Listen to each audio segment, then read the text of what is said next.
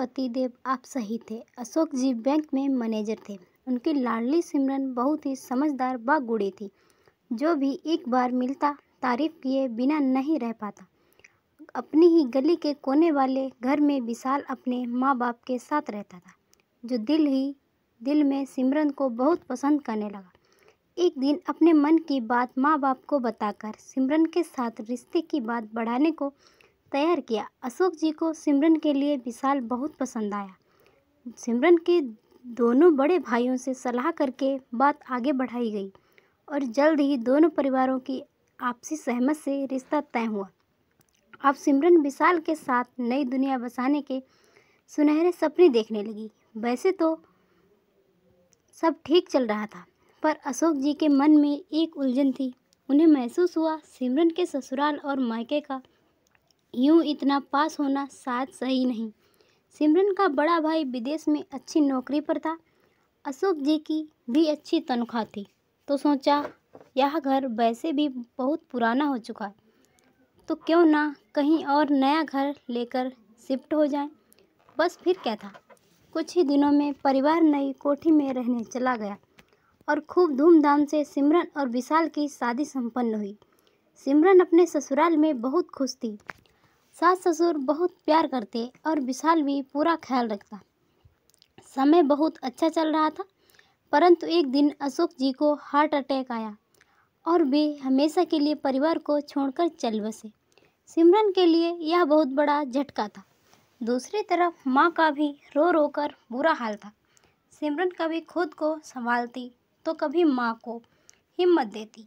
इसी दौरान बड़ा भाई भी पत्नी सहित विदेश से वापस आ गया।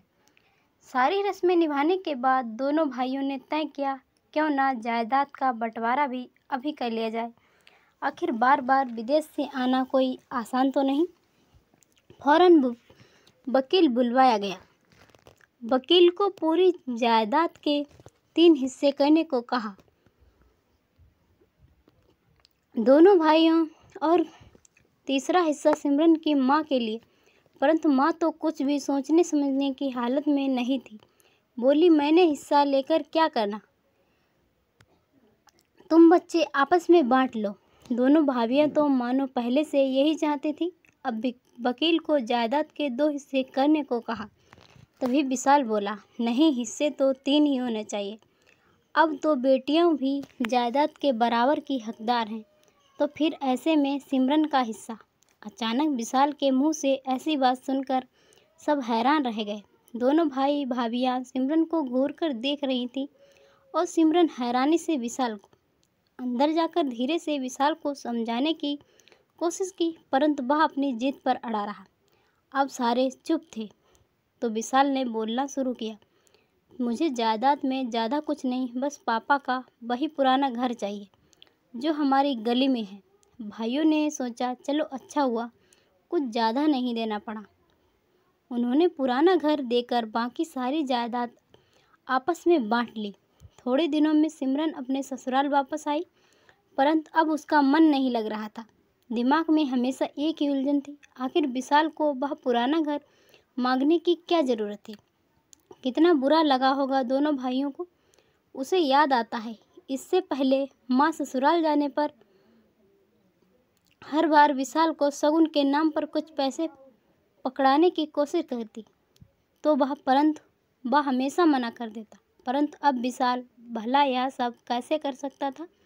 विशाल से कुछ पूछती तो बस एक ही जवाब सुनने को मिलता, समय आने पर सब अपने आप पता चल जाएगा। दिन बीतते गए, परंतु इस दौरान कभी मायके से बात नहीं हुई। सिमरन को माँ की चिंता सताने लगी, तो वह खुद ही मिलने पहुँच गई। वहाँ जाकर माँ की हालत देखकर पैरों तले जमीन खिसक गई।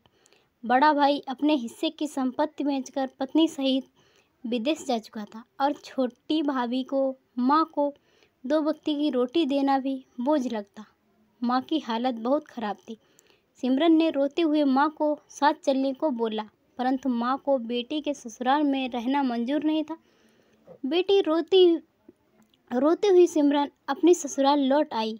आकर सारी बात विशाल को बताई तो वह बोला, मुझे लगता है अब वह समय आ चुका है। जब मैं तुम्हें बताऊं आखिर पापा की जायदाद से मैंने वह पुराना घर क्यों मांगा था।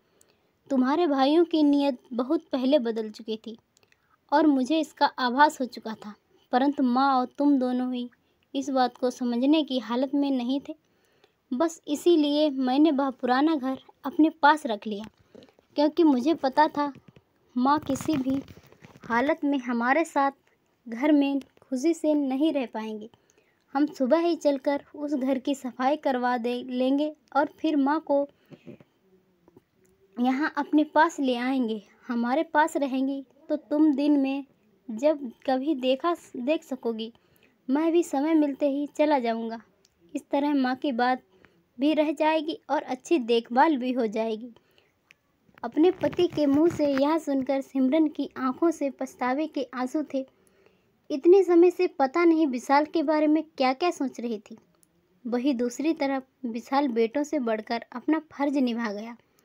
झट से गले लगते हुए बोली, पतिदेव आप सही थे, मैं ही पागल आपको समझ ना सकी। दोस्तों, वीडियो पसंद आई हो तो वीडियो को लाइक और शेयर कीजिए।